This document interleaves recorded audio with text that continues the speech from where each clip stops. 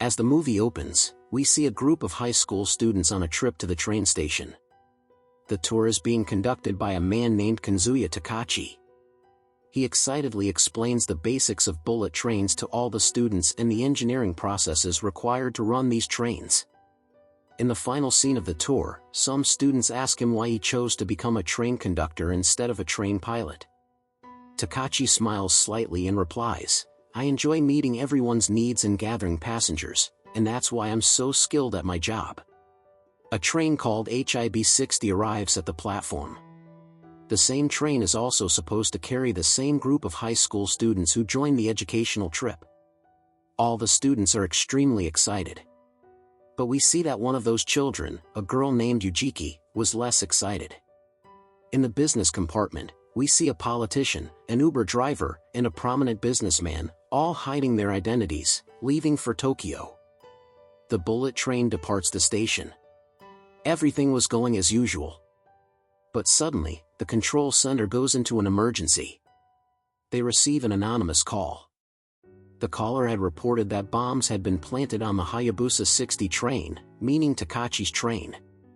The man also said that if the train's speed dropped even slightly below 100 kilometers per hour, the bombs would explode. At first, the man's words were not taken seriously. But soon, news reaches the control center that the cargo train has exploded. Just as the man had predicted, saying that as soon as the speed decreased, the train would explode completely. All this was being witnessed. The man calls back and explains that it was just a demo to convince everyone. This threat has shocked everyone. The terrorist's demands are also revealed. He wants 100 billion yuan, deposited into his account without any questions. Only then will he defuse the bombs. But the government makes it clear that they will not listen to this terrorist. Because Japan's policy is that they never negotiate with terrorists. They kill them and will not fulfill their demands. As the news spreads through the city, panic spreads, with the families of thousands of people traveling on the train becoming extremely worried. Panic also spreads among those in real trouble on the train. Meanwhile, the Uber passenger who was on the train uses his social media platform to create an online portal where people can make donations and collect the money demanded by the terrorist, as the government has refused to pay the unknown man who planted the bomb. Surprisingly, people across Japan begin donating, and money pours in, one after another. He continuously shares screenshots of each donation and the account balance on his account. Meanwhile, everyone on the train was discussing who might have planted the bomb. Everyone suspected one of the bombers must be on the train, and suspicion fell on a masked man who was calmly eating his lunch while everyone was panicking. Here, a past story is revealed. He owned an aircraft repair company. Some time ago, his company repaired a helicopter. However, due to a person's negligence, the helicopter failed to be repaired. Several students were aboard the helicopter when it suddenly crashed and exploded, causing significant losses for him and his company. Since then, people have hated him. When people recognize him, he becomes even more angry. This man, already troubled, falls into depression. But the politician sitting next to him, who is also embroiled in numerous scandals these days, supports him. He saves his life and tells him that people forget scandals one day. During this panic, a girl arrives. The same student named Yujiki, who seemed so strange from the beginning of the movie. It turns out that the one who planted the bombs is none other than Yujiki herself. Yes, we heard it right. A schoolgirl had hatched such a grand plan, all just to get revenge on her father. Yujiki's father was a retired police officer and an abusive father. This meant he wasn't treating Yujiki well. His behavior of beating her and abusing her was troubling Yujiki. They tortured Yujiki terribly. They even taunted her for being a girl. After her mother's death, Yujiki was left completely alone. She hated it when her father told her tales of false bravery. She knew that her father had a false hero image, which, in fact, was revealed in 1975 when a bomb had been detonated in a train. At that time, a similar case involving a bullet train had just surfaced. Many people were killed in the train explosion, and the perpetrator, after being tracked down and reaching his home, blew himself up with the bomb.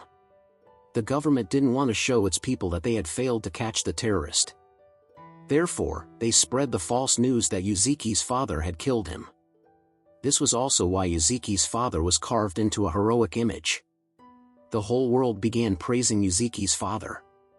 But Sarah knew the truth and wanted to expose it. While the world considered her father a hero, she wanted to show everyone what kind of person she really was. She wanted to take revenge on her father for his treatment of her. That's why she devised such a grand plan and met the son of the same terrorist who had blown himself up with a bomb. That man also wanted to avenge his father's death from the government. So he joined in the plan, made the bomb himself, and planted it on the train. Yuzuki tells the passengers, "I'm giving you an option. One of you can get up and kill me, because all these bombs are attached to the pacemaker in my heart. As soon as I die, all these bombs will automatically deflect." Hearing her story, Catchy feels immense pity for her. He moves towards her. Instead of killing her in anger, he embraces her. Anyway, the rescue operation is launched. The authority decides to first shift the passengers to the compartment where the bombs are not planted. Many people are sent to the compartment where the bombs are not planted. After that, that compartment is detached from the moving train.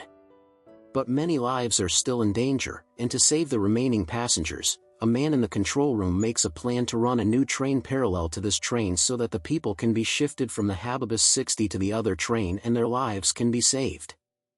The new train arrives next to the Hayasa train. Both trains maintain the same speed. A bridge is built between the two trains, and passengers, one by one, begin to board the other train with trembling steps. Despite all this, 9 passengers were still trapped on this train. That train was also moving at high speed towards Tokyo, and Tokyo Station was closed that day due to construction work. Time was running short. If the train had slowed down, people would have died. If they had stopped the train at Tokyo Station, even more people would have died and the entire Tokyo Station would have been destroyed. To make matters even worse, another train was approaching. Catchy, who had planned for so many people, realized that the people on the Hayabusa train, as well as those on the other train, could now be in danger. Before the two trains collide, Catchy manages to move the train to the other line in time. The major danger is averted. However, the lives of the 9 passengers inside the HIB 60 are still in danger. Catchy then devises a brilliant plan. They first detach the section of the train containing the bomb, and then, as the train progresses, they detach the compartment containing the passengers from the train. At the same time, they switch tracks. The engine of the train begins running on the opposite track, while the compartment containing the 9 passengers remains on the original track. Now, the compartment in which the passengers had been killed is in danger. Now, everyone's lives were out of danger, as the compartment slowed to a halt, saving everyone. On the other hand, when the train reached an empty space, the control room reduced its speed, and the train exploded. The explosion was so massive that it blew the train to pieces. Fortunately, no one was harmed in this massive attack, and the police arrived to arrest Yuzi. They questioned Yuzi, asking if she felt any guilt or if she would like to say anything in her defense. Yuzi remained silent, instead extending her trembling hands so that she could be handcuffed and arrested. Catchy's assistant conductor, who was injured in the panic, is rushed to the hospital. Meanwhile, Catchy and the YouTuber emerge as heroes. The way they handled the situation truly made them heroes. Ultimately, everyone's lives are saved, and the story ends with this. Don't forget to write next in the comments to see more movie explanation videos like this. Thanks for watching.